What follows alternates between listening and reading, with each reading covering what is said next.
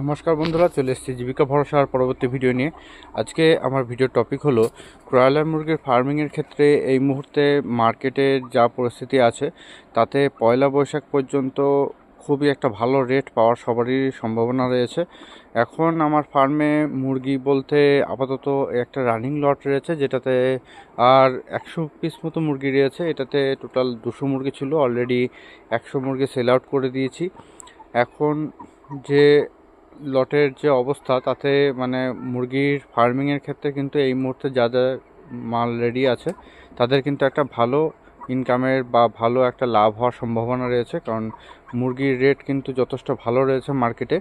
এই মুহূর্তে ব্রয়লার মুরগি যেটা সেল আউট হচ্ছে আর কি, মানে পাইকারি রেট যেটা আছে সেটা 170 থেকে 75 টাকা করে, মানে মোটামুটি যদি 2 কেজি 2200 ওজনের গড় ওজনের মুরগি হয় তাহলে 180 টাকার রেটও কিন্তু পাওয়া যাচ্ছে। আর 1800 2 কেজি ওজনের হলে পরে 170 থেকে 175 টাকা করে পাইকারি রেট কিন্তু পাওয়া যাচ্ছে। তো এই মুহূর্তে ব্রয়লার মুরগির যেটা বাচ্চার রেট যেটা চলছে সেটা কিন্তু 32 টাকা করে বা বাচ্চার রেট রয়েছে। আর এসএফজি যেটা সুপার, আর নর্মাল বাচ্চা যেটা আছে সেটা কিন্তু 28 বা 29 টাকা করে বাচ্চার দাম রয়েছে। তো এই মুহূর্তে বা গরমের জন্য মুরগির যে টেক কেয়ারগুলো আপনারা করতে পারেন, ফ্যানের ব্যবস্থা কিন্তু অবশ্যই রাখতে হবে, ভালো ফ্যানের ব্যবস্থা রাখতে হবে। আর সেই সঙ্গে কিন্তু আপনাদের কিন্তু অবশ্যই দুপুরবেলার দিকে মানে 11টার আগে আর কি, যদি আপনারা আখের গুড়, মুরগি যদি ঠান্ডা লাগার সমস্যা না থাকে বা অন্য কোনো সমস্যা যদি না থাকে, মুরগি যদি সুস্থ থাকে, আপনারা কিন্তু 11টার মধ্যে 10টা থেকে 11টার মধ্যে আখের গুড়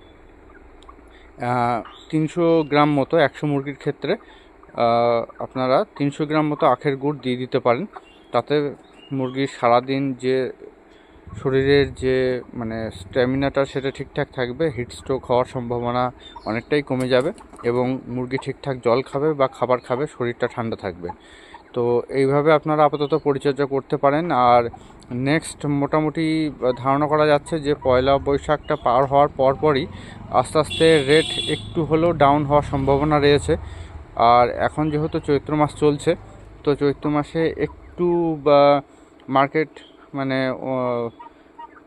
ঠিকঠাক প্রত্যেক বছরই থাকে, কিন্তু চৈত্র মাসের পরপরই আর কি মার্কেটটা আস্তে আস্তে ডাউন হওয়া শুরু হয়। এরপরে যখনই আস্তে আস্তে বর্ষা নেমে আসবে তখনই কিন্তু মার্কেট একেবারেই ডাউন হয়ে যাবে, কারণ বর্ষার সময় মার্কেটে ইলিশ মাছের একটা চাহিদা দেখা যায়, তো সেই জন্য মার্কেট তখন ডাউন হয়ে যায়। তাহলে আজকে ভিডিওটি এখানে শেষ করছি। সবাই ভালো